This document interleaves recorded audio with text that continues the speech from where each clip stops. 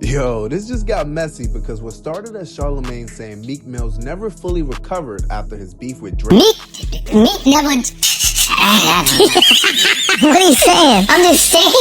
Meek could have just kept doing music, but for some reason he didn't. Like, something was just off after the battle. You know what I mean? And he really, I mean, honestly, he didn't really recover. Yes, well, you know what it was with Meek, man? Meek's Achilles heel to me was actually Twitter.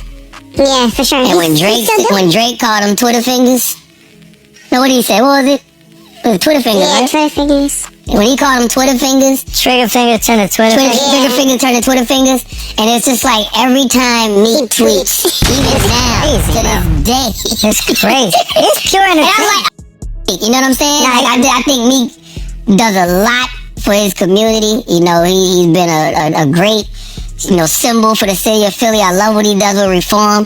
But I probably would have deleted my Twitter after Twitter fingers. And just flooded the streets with nothing but music. Has now turned into a full back and forth with Meek firing back and now Charlemagne responding again. Said he didn't drop any music. I said if I was Meek, I would have deleted my Twitter and just kept dropping music. I would only talk through the music because every single time Meek posts, the internet turns it into a joke. And honestly, this conversation is way bigger than rap sales. So recently, Charlemagne said that Meek Mill's never fully recovered after his infamous Drake battle. Actually, Pac and Biggie got kicked. The smaller guy always has the upside. Meek never... What are you saying? I'm just saying. Meek could have just kept doing music, but for some reason he didn't. Like, something was just off after the battle. You know what I mean? And he really, I mean, honestly, he didn't really recover. Yes, well, maybe he made a lot of money, though. He kind of recovered when he got with Nicki, and then it fell off again. No, they broke up right after that. I know, but he was like having songs out and everything. You know what it was with Meek, man? Meek's Achilles heel to me was actually Twitter. Yeah, for sure. And when Drake called him Twitter fingers, no, what did he say? What was it? It was Twitter fingers, right? Basically saying that ever since the back-to-back era, Meek's public image was never the same. The second that clip started going viral, Meek immediately jumped online to start defending himself. Now, let's be real, this all goes back to one of the biggest rap beefs of the last decade. Yeah. Oh man. Are you doing the bars or am I doing the bars? You got the bars. All right. Yo, sitting at the desk. No. The original. Cause this is like Kanye. You got Shaq right here locking in with Drake. Like he knew what he was doing. Oh.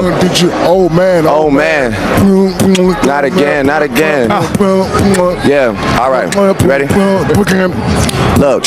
I learned the game from William Wesley. You can never check me. Back to back for the boys that didn't get the message. Back to back like I'm on the cover of Lethal Weapon. Back to back like I'm Jordan 96, 97. Back in 2015, Meek accused Drake of using a ghostwriter on the Rico verse. Drake responded with Charged Up and then absolutely shook the culture with Back to Back. That record became a moment in hip-hop history. The Twitter finger line alone followed Meek for years and completely shifted the internet narrative around him. But Meek was not letting Charlemagne's comments slide. He jumped online and started listing receipts. He brought up multiple platinum records, major collaborations, and projects he dropped after the Drake beef. He mentioned records with Jay-Z, Cardi B, Rick Ross, Chris Brown, Fabulous, and pointed to albums like Championships to prove that, musically, he never stopped winning. And to be fair, he has a point because if we're talking about plaques, streams, and records, Meek absolutely continued to put out successful music.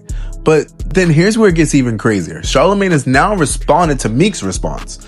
During the Breakfast Club, he basically said the whole thing may have been a misunderstanding because he actually agrees with Meek. He's basically saying that there has been a propaganda and narratives push against him online. He also made it clear that he thinks that Meek has been putting out great music. And honestly, that changes the whole conversation because now this is less about whether Meek fell off musically and more about whether social media kept the Drake narrative alive. Drake talking to each other a lot. I see people say stuff about Drake other than this is a joint. Somebody was saying Drake Slime You Out was corny. I texted him, I was like, I don't think Slime You Out corny, and I would tell you if I thought it was corny. I just ain't think the song was corny.